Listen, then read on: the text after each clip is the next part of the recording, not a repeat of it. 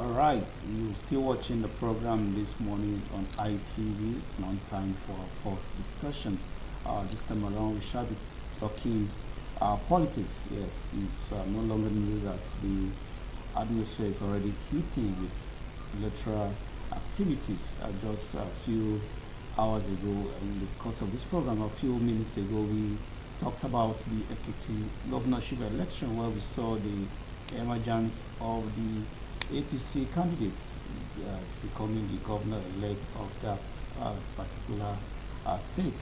So many issues. Before Saturday, we saw that some political parties, or virtually all political parties, tried as much as possible to meet the deadline by INEC to submit their presidential running mate for the 2023 presidential election. We saw what the emergence of the serving governor of Delta State, Ifeanyi Okowa, becoming the running mate for Atiku Abubakar. And then the one that is on the burner now is the temporary running mate for Asiwaju Bola Tinubu.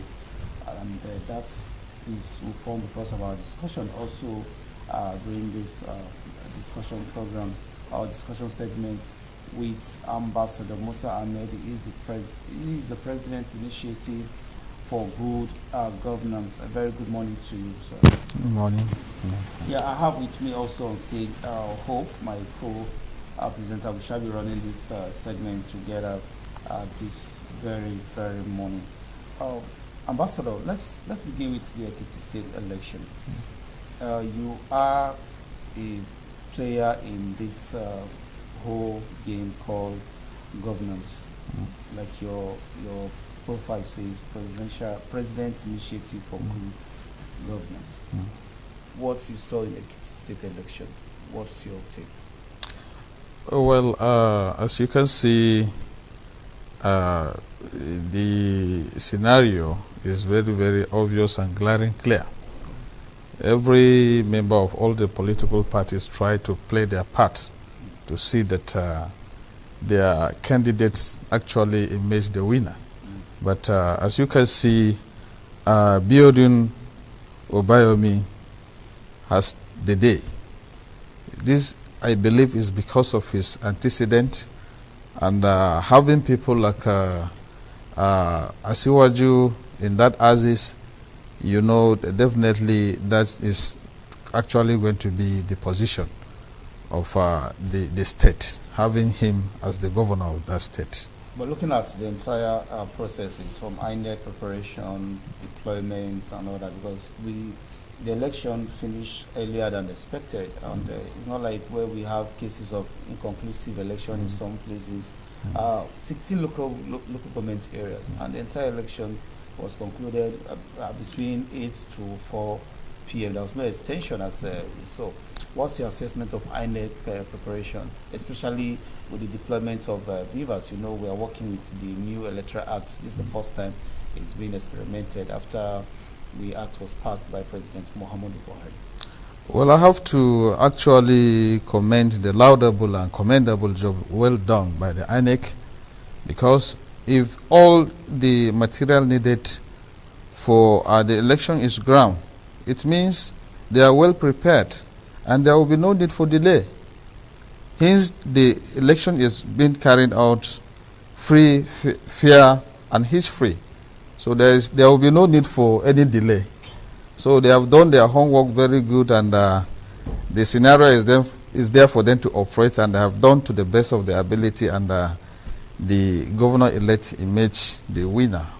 Okay, so sir, an issue that came up worrisome during the election in Ekiti was the issue of vote buying. Yeah. We had cases of 41 people apprehended for vote buying and selling at the polling units.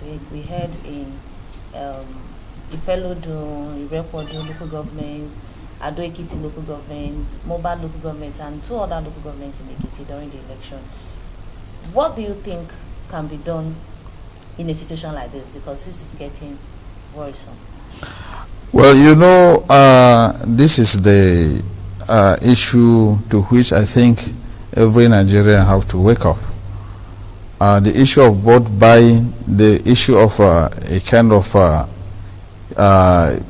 glitches in election and here and there should be avoided, because we are, heading to 2023 where we are believing that by God's grace we are going to have a very credible election, just as the preparation on ground have shown that what the INEC will be able to do in the 2023. So all hands must be on deck to see that we have a very hitch-free election. So people should avoid all, vices that is going to contradict the actual, ethics of a free and fair election. Yeah, this very election that is being described as off-season election, because it is not like a general election where we have almost all the 36 states or probably participating in the election. Now, when you look at voters' inducement, it's something that before now we used to have violence in polling units where people pick polling materials or ballot boxes and run away with election materials. But this time around, I think the orientation has shifted from that very area now to people now selling their votes. They do it openly, like she mentioned, those local government areas. Now, the problem is that, don't you think it's already a signal that our election process is going backward? If we continue, while we can praise INEC, INEC is not an enforcement agent. They cannot arrest anybody from collecting money. Theirs is to ensure a smooth process, which they did.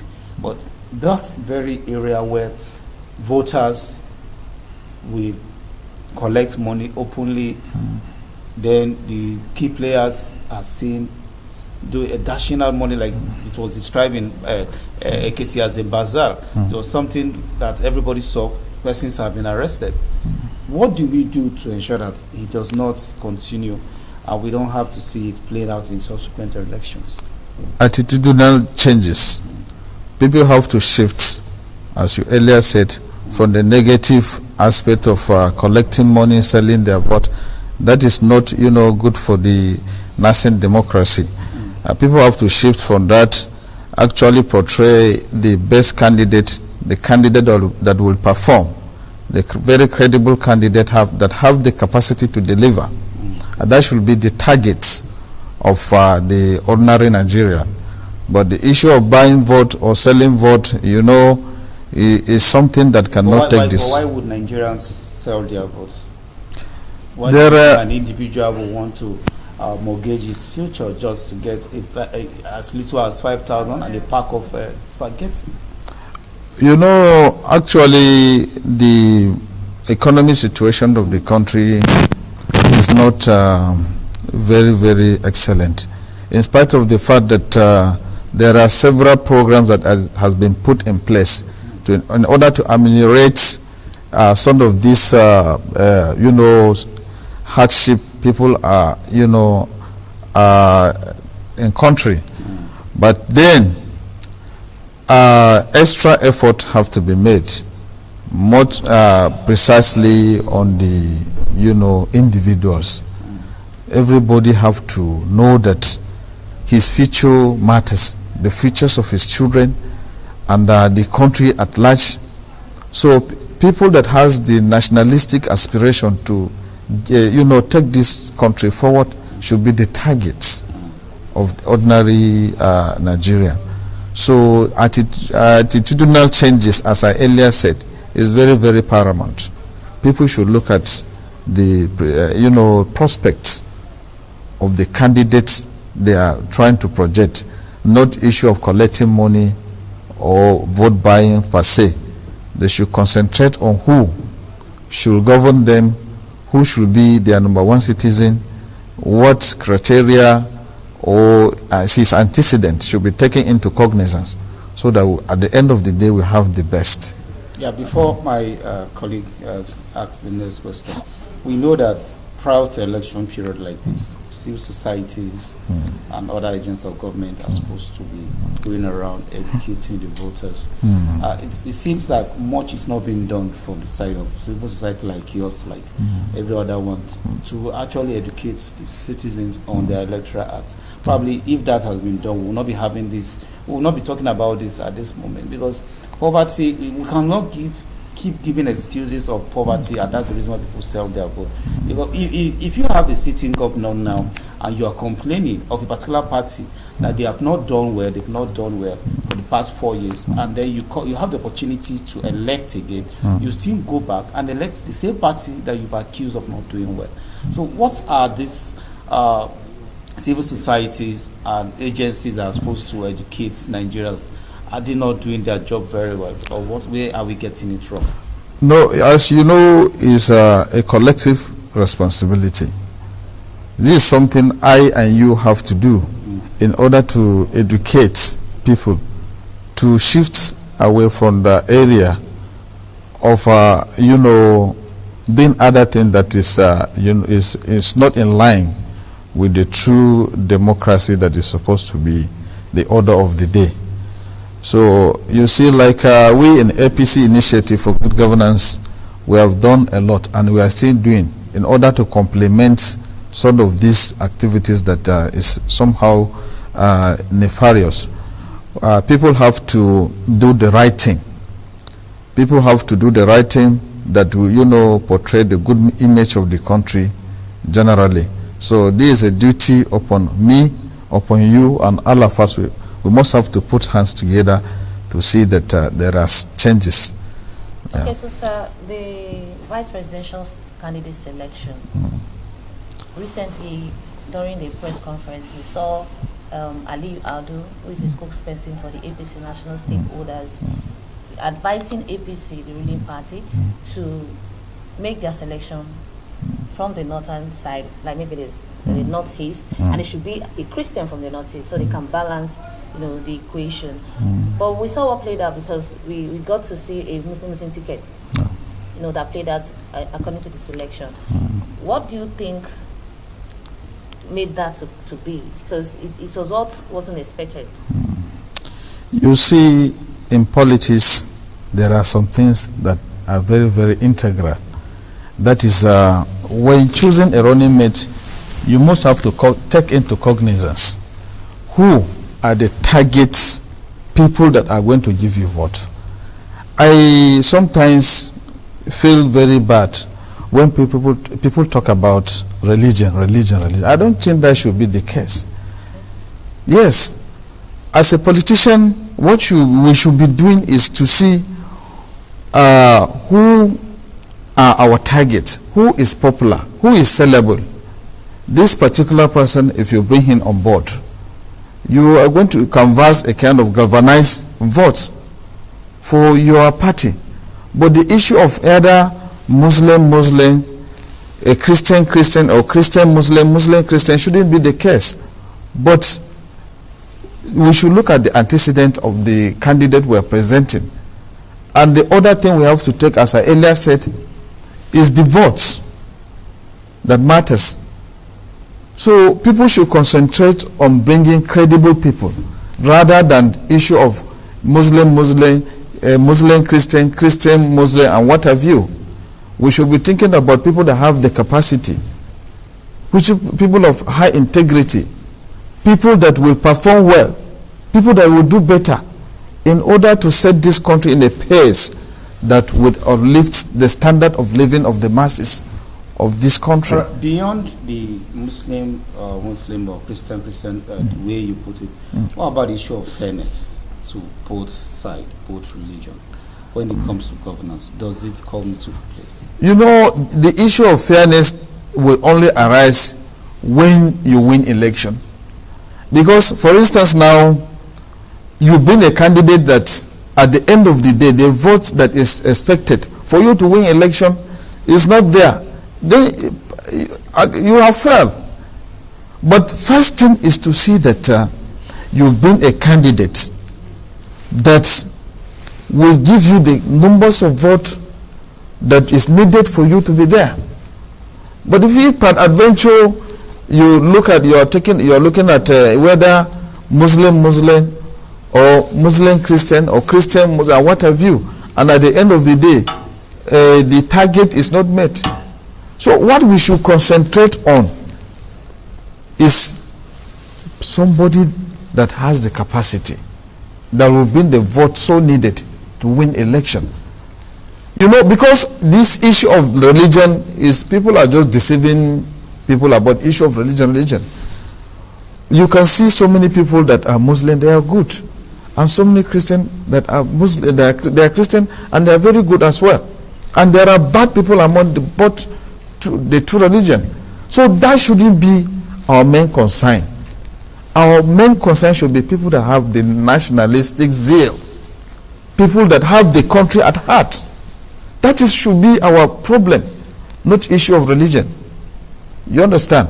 But if you look at the trends so far, the only time we have a Muslim or Christian ticket was in 1993. That was the 1992 election. That was later annulled. Yeah. The Tofa, the Abiola's time at Kingibe, they were all Muslims, and we saw the way it went, and it was adjudged as one of the most credible elections ever conducted in the history of the country. Yeah. Now, when you come to the return of democracy from 1999 to present, we've seen that played out. Christian, Muslim. And now, why do we now have this? Why is it now becoming an issue now? Because even the present administration ride on that same horse, Christian, first time. Right from when the president has started contesting, we've seen that playing out up to this last time that he won, even in 2019. Now, why is the party now having this change of idea that it must not be on a religion base? Why should we now look at the strengths of the candidate where he can get his vote? Why are we now bringing channeling to that area now? That is what I'm actually saying. What I was actually saying. You know, for instance, now you take the three geopolitical zones in the north, the northwest, the northeast, and the north central. Let's take, for instance, now, if you ask me as a person that which candidate did I think should emerge, I want to go around the three zone. Like here, we have a very credible candidate. I mean, North Central here. We have people like Senator Dr. George Akume.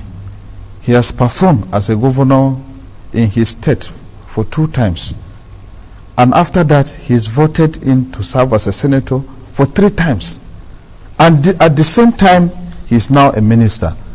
And prior to when he became this minister, he was a kind of being the chairman of the 19 governor states, 19 northern states, not governor, 19 northern states, to be the chairman of the Buhari Osinbajo campaign, group in the north. So in that basis, the issue of religion was not taken into cognizance. What they are looking at is somebody that have the capacity to deliver. And by the grace of God, he was able to bring together with the cooperation of all the northern governors and all the stakeholders in the north. And they are able to, bring out this massive vote that we receive in the north. Then, going to the northeast, if you ask me as a person, I will tell you that there are credible people also there. Look at Zulu. Zulu is a very credible. I'm not going by the issue of religion, issue of Muslim or Muslim Christian. No. You see, George Akume is a Christian, but he's credible. I'm projecting him because I know his antecedent as a politician. He can perform very well. So, of Benue State, the present minister of special duties and intergovernmental affairs. And so also if you go to the northeast, as I earlier said, Zulu is there. And these people I'm telling you, they are not people that will say, I want to be vice president. If you go to Akume now and ask him, do you want to become vice president? He say, no. What I want is for APC to win election. And the same thing if you go to Zulu now and project issue of vice president, if he will send you away. But these are credible people. These are people that if you present them, they are going to bring the massive vote that is so needed for APC to win election. So also if you go to the northwest, people like Ganduje, they are there. Kano State, as you know, is one of the state in the country that so what is this tactics having the temporal vice president by the APC? You know, as it is, every game has its rule, and you must have to play by the rule. If you really do anything at that particular time, what is needed for you to do, at the end of the day, you will be nowhere. So steps must be taken legally in order to actualize all these processes. Okay, so on target, I want to take you back to the target of votes from individual. Yeah. Don't you think target on votes for masses should come from campaigns, manifestos that are syllables from the party, not just the individuals? Yes. Along line, those policies and programs that are laid down for people to canvass and galvanize support for themselves, there are issues that also have to be taken into cognizance. The belief of people, the attitude of people towards a particular scenario. So you might have to take that into cognizance, into consideration. But if all hands will be on decks, if people come together for a particular purpose and they agree that this is what we want, it will actually come to pass. So that is the way I'm looking at it, from my own perception. So now the issue of zoning has no place to play in the APC as it stands now, because if the candidates of the APC presidential candidates from the south, definitely we may be expecting a northernant to come in as a vice. Yeah. Now, and you try to clear the picture here that it is not all about religion, but who gets the vote. But don't you think if the party should go, or probably if Siwaju will decide later to pick someone from the other religion, from the north, don't you think the party still have an advantage to play here? Well, you talk about issue of zone. Issue of zone here is very, very paramount, because the northern, prior to the election, the primary election, you see the northern governor met and some of the stakeholders in the north, and they say no, this time it has to be the southerner. They say this, the presidency must have to be shifted to the south. So issue of the zone is very, very paramount. And you should see these people I project to be the vice president, the three of them, as earlier said, they are from the north. So the issue of a zone is very, very paramount. What I don't want to talk much about is the issue of religion. I say we shouldn't be looking at religion, but we should be looking at people that will deliver. People that when they are taken as vice president, these massive votes were expected to, a kind of get the order of the day, should be taken into serious consideration. All right, we'll take a quick commercial break here. And when we return, we still have in the studio with us Ambassador Musa Mohammed, the President's Initiative for Good Governance. After that, this commercial break will continue the discussion.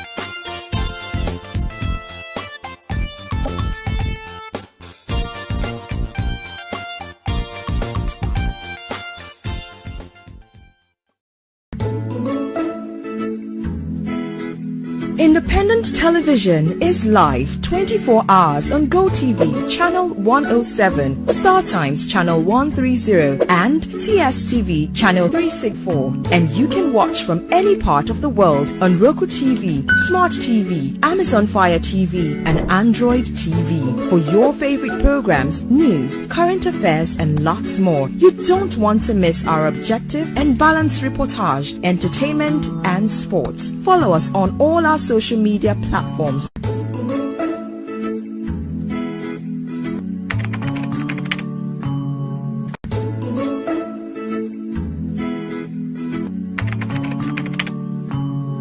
Watch ITV via live streaming on the internet.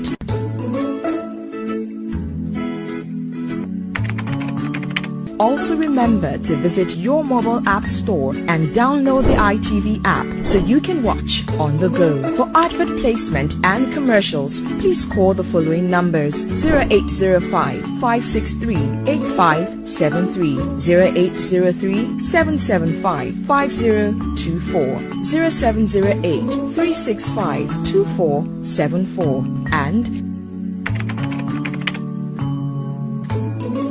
independent television, certainly the best. Wake up the champion in your child.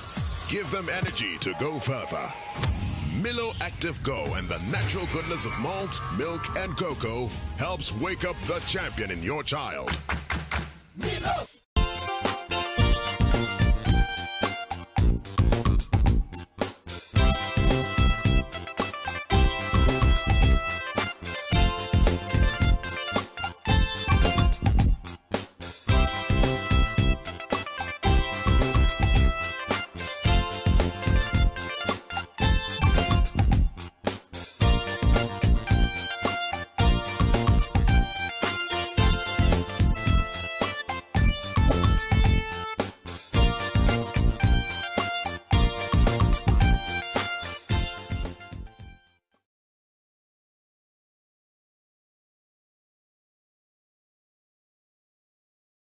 All right, you're still watching the program this morning on ITV, and it's Ambassador Musa Muhammad is still here with us in the studio. Before that break, we're actually looking at the temporary presidential running mate for the APC. As it is now, we already know that the APC does not have a substantial presidential running mate for Bola Tinubu. But let me ask you this question. Do you see the emergence of the present governor of Delta State as a running mate to Atiku as a threat to the APC? Probably one of the reasons why we are seeing this delay of trying to get somebody who may actually maybe form that formidable force that the APC is looking for against the Atiku's PDP. Well, what I want to say here is that I'm not saying that APC doesn't have a substantive, vice president as it is now. But there is still time limit to which any other candidate that is seen to be the best to a kind of deputize or to be the vice president to Asiwaju, there is still time for that. And coming to the issue of the vice president, the Atiku has picked, I don't think that is going to be a threat to APC in any way or to the presidential candidate at all. That has been the game. Atiku is from the north. He picked his vice from the south. So that has always been the game. That is the rule. He's picking somebody from the south. So, and APC will at the same time, the presidential candidate Asiwaju is from the south, and he's picking his candidate from the north. So I don't see any threat. It's not different. Okay. Yeah. Okay, do you have an idea of possible candidates on the list from APC to fix him? Because this was a temporary inclusion to be able to meet the deadline for June 17th. That is what you are saying. But what I am saying is that there is still time. If peradventure APC find out that there is a more sellable candidate they want to supplement, then they can go ahead and do that. Just as I earlier said, I projected about 3 people here. Either of the 3 or any other person that the stakeholders of APC deem it fit. While you were mentioning these names, we know that there are other persons who, you say you're from the north central. And no, I'm from the northeast. Northeast, sorry. And then from we have Taraba persons State. also, Lalong of Plateau State is part of the list, but you didn't mention him as part of the list. If I should start mentioning here, if I should start mentioning names here, I think the whole program will not be enough for us to mention all the names. You understand? I mentioned Akume, who is a Christian. You understand? No, we're looking at, okay, fine. Benue is also at the north. It's from the North Central. Let's because of time, let's deviate a little from our discussion. Yeah. Like we said in the course of when we were looking at the Ekiti state election, we talked about awareness, education, and all that. Right now, INEC is as an ongoing registration period. People are trying to get their PVC. Yeah. There's always this rush once election is closer. We know this has been a continuous process. Now, why are we having the rush at this time? Because we've seen it, if you go to social media, that is everywhere. Some religious bodies have taken it upon themselves. You see comedians and everybody is now saying, without your PVC, you don't get entrance to particular areas. Why the certain rush as it stands now? No, you see, actually, the only weapon you can use to defeat, or to vote in or vote out any candidate is the PVC. Like we in the APC Initiative for Good Governance, we have over 500,000 of our members. And out of that 500,000, we have projected that each member should try as much as possible between friends, family, neighbors, and co-workers to be able to convince over 50 people to go and get their PVC. So, peradventure, at the end of the exercise, we are projecting that we will have not less than 20 million people to register. So, if that is done, that will be one of our weapons to use. And that's you're speaking from your own perspective as a part. Yeah. Now, let's look at the generality of Nigerians who are yet to get their PVC. Why do we always have persons? So, okay, now you form a group to persuade people to go and get their PVC. Why do we have people wait until the election? Why do we have people being forced to go and get PVCs? Is it that we lack confidence in the system, or we just feel that this time around there's going to be a change from what it used to be? That's why we're having this sudden rush. Even the INEC itself is coming up with so much strategy. This time we're having concerts to get the youth involved in this whole process. Sometimes it's out of human attitude. Sometimes, if people think there is enough time for me to do this, and at the end of the day, it happens that when it gets closer, you think, no, I'm running out of time, so I have to do something fast in order to get what I want. If no, time will elapse. So because of that, people see the need for them to rush to be able to get the card. So I think that is the reason why people are rushing, because they were thinking there is time. But when they realize that the time frame now is very short, so everybody want to obtain it. So that is why everybody is rushing, considering the time frame. Do you think I need to be able to meet up because more people are still coming? Yes, that is one other thing I would like to, we would like to beg, to appeal to the INEC. They should at least extend the period so that you enable everybody to obtain the PVC. We thought that if you look at the people lining up every day in this issue of registration, you will see that maybe perhaps everybody is not going to be able to make it. But if a little time will be extended to allow everybody get the card, it will be very, very good for the system.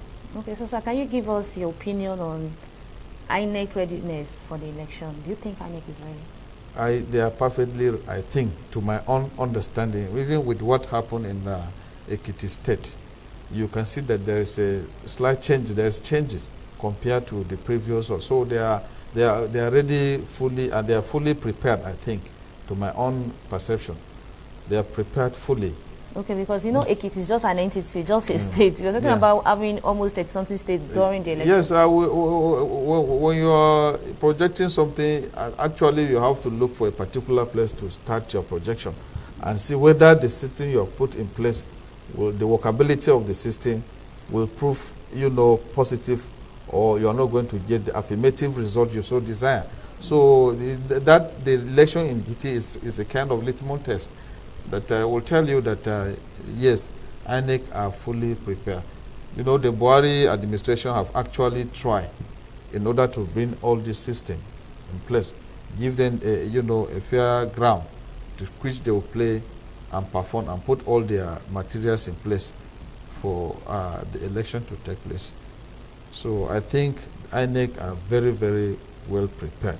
So what about the issue of results transmission right from polling units? We saw the beavers when it was first used in Anambra State. We saw some kind of glitches, but this time it seems INEC is getting it right with the beavers. Yes. What's your take? That is what I'm saying. You know, when you do, like now, I believe they might have been able to trace 1 or 2 hitches. Yeah. So when the May election come, they are going to correct 1 or 2 things they have seen that doesn't work there. They will put it in place to see that we have a very perfect election in 2023 by the grace of God. Well, I must thank you so much for your time. Ambassador Musa Ahmed is the president, APC President Initiative for Good Governance. We'll be looking at presidential running mate for the APC and the Nigerian election generally. Thank you so much again for being welcome. with us. Thank you for coming on You're ITV. welcome. All right, we'll take a quick break here, and when we return, the program this morning on ITV continues.